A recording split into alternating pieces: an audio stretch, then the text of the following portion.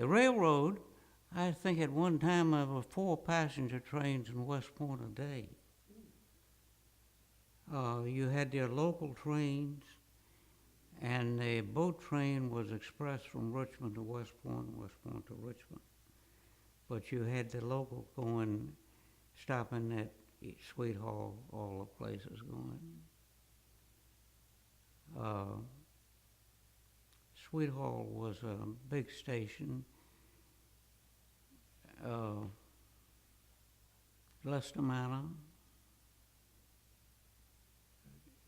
was probably, at that, for a long period of time, if you were in Tappahannock, you had to go by Stagecoach to Walkerton.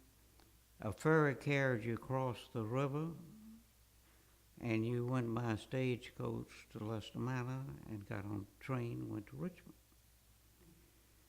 It was about a 2-day trip.